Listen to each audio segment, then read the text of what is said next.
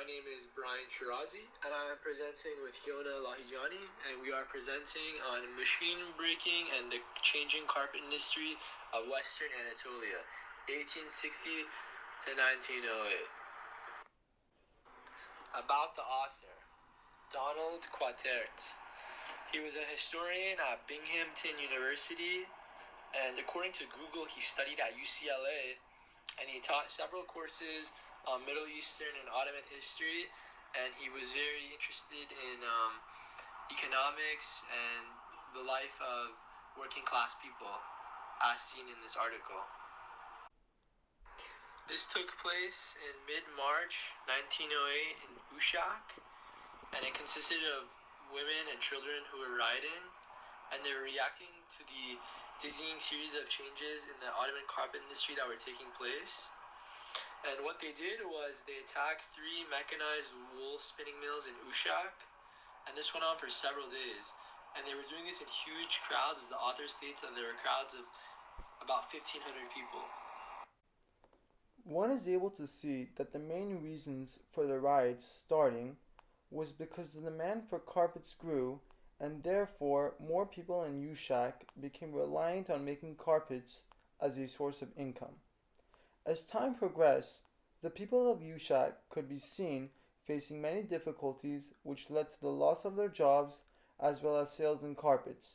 The main reasons for the riots and why they ransacked the factory was because factories were making yarn, and this in turn was jeopardizing the livelihood of many who lived within Ushak, both men and women. Another reason for the riots that is seen is the cheaper labor and production which was done outside of Ushak.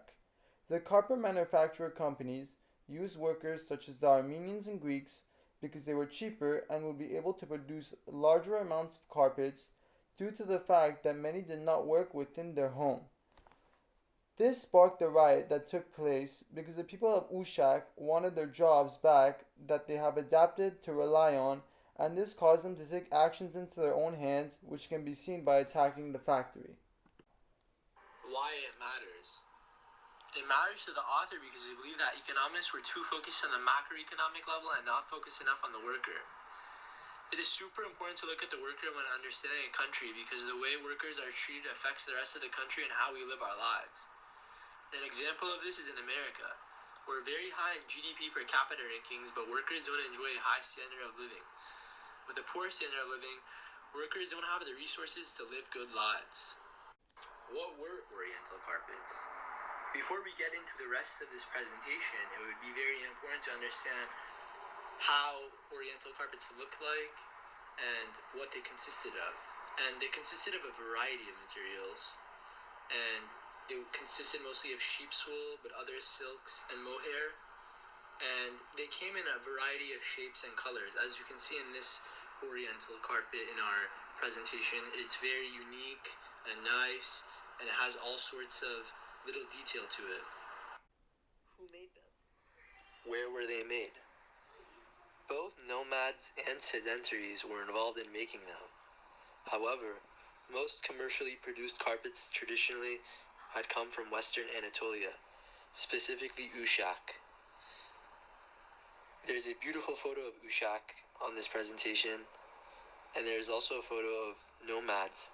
Although these nomads are not in Ushak, it was just a photo we found on the internet. The text states that they turned to making carpets to make up for a deficient agriculture like other parts of the world. Dye. English merchants were supplying yarn and models to carpet makers and directly exporting them. Rug makers were initially using natural local products like madder root, saffron, and yellow berries. In the 19th century, they started using dyes from other parts of the world. However, European chemists in 1856 began developing various synthetic sources for the colors obtained from natural dyes, and it was considered to be a revolution in the dyeing industry. Aniline dyes were mentioned as it was cheaper and easier to use than natural dyes. Another important aspect is that synthetic dyes chemically identical to natural ones were discovered.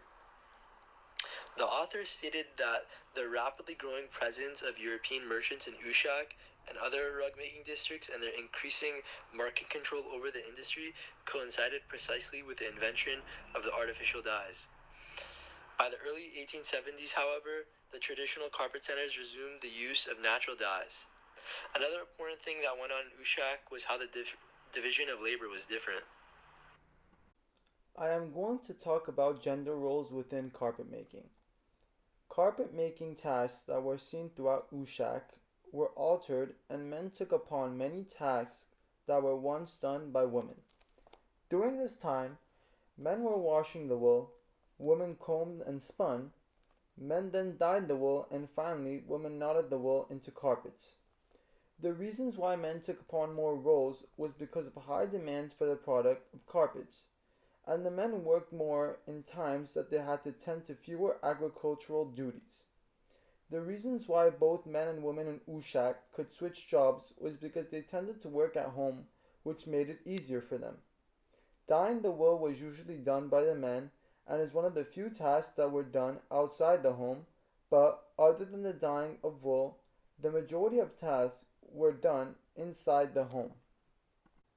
The loom could be described as a simple and large frame before which the women sat, each knotting threads of dyed wool to the warp and then passing the woof by hand without the use of a shuttle. The pile and the woof were driven down with a great force by a large wooden comb and the pile cut short with a pair of locally manufactured shears. All this work that was done had to be done with dexterity and precision. The looms are very important for carpet making, and over time, many more were made to keep up with the demand for carpets. The looms were in houses, and many had one or even more. Usually, a more experienced carpet maker will direct others and give them certain tasks and explain the designs which were to be done using a loom. Although the work was usually done by members of the household, there were also hired journeymen and apprentices which aided with tasks as well. The workers who were not part of the family were paid either by the piece or for the days of work. What I am going to speak about next is the loom operator agents relationships. Each relationship had its negatives for the workers that were making the carpets in some way. The first relationship involves the operator receiving a cash advance from the agent, therefore pledging to produce the product for the agent. This relationship gave up freedom for the operator by not having control over the distribution of the product.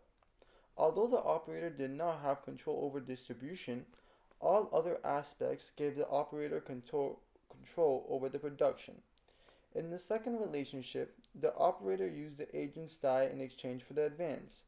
This further took control from the loom operator and gave more to the agent as the production function is limited. Lastly, the third relationship took a majority of the loom operator's freedom by having to wait for the yarn that the merchant is going to give for production, and therefore gave the merchant firm control over the production process. The more that was needed by the operator, the more control the merchant had over them, giving them less freedom and control over the production of products. Although the people of Ushak faced many problems, they were protected for numerous reasons before the issues that led to the riots occurred. The town was able to increase their output through a reallocation of labor. The town could also be seen uniting with one another and mobilizing for their own defense. Another factor that protected Ushak was the wool spinning technology, which is making yarn that was stiff and not to people's liking. This meant that the machines would be unable to replace the manual labor and carpet making that was done by the people.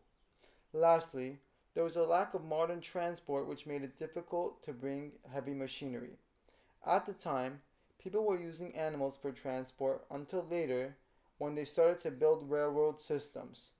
Although the people of Ushak were protected, new technologies led to more wool yarn spinning factories. This left them with less work and therefore changed the production of carpets. Although the article is primarily focused on the livelihoods of the people of Ushak, it also provides information on the role of Greek and Armenian women and how they affected the lives of people in Ushak. Although the labor that was done by the people in Ushak was relatively cheap, many looked for cheaper methods to create carpets. This can be seen when looking at the carpet manufacturers company who used the cheaper labor to their advantage and therefore made the people of Ushak suffer by not giving them the same amount of work that they had before. The work done by the Greek and Armenian women also tended to be quicker in terms of production because they did not work at home like many people at Ushak did. The Armenians and Greeks were also more dependent on others to provide materials, which gave them less control and more to those who were agents for production. In the article's conclusion, the author, Donald Quatert, discusses the link between the riots that occurred within Ushak to the July Revolution. The author explains the connections between the carpet makers and a central government appointee by the name of Ishak Tevfik Effendi, who was also known as a kaimakam. He urged the rug makers to sack the factories. The police stated that he started the riots rather than acknowledging the grievances many of the workers were facing. It was looked upon as an intra-elite squabble. The riots of Ushak and the July Revolution clearly show many connections to one another. In conclusion, one is able to see how people came to rely on carpet making in Ushak as well as what led to their lost livelihoods. Western women, wanting carpets for their homes, forced many people in Ushak to change their livelihoods and lifestyles. With the increase in demand for carpets, more people began pursuing carpet making and eventually ended up depending on the product. There was a sharper division of labor, and the gender roles were not well defined. Men and women could share labor because work was usually done from inside the household. The introduction of factories put the jobs of the people of Ushak in jeopardy as factory-made yarn was being produced rapidly. Although there were factories, there was cheaper labor provided by Greeks and Armenians. This put Ushak at a greater risk and eventually led to the Ushak riots against the factories. The two major factors that caused the riots of Ushak were because of industrialization and cheaper labor.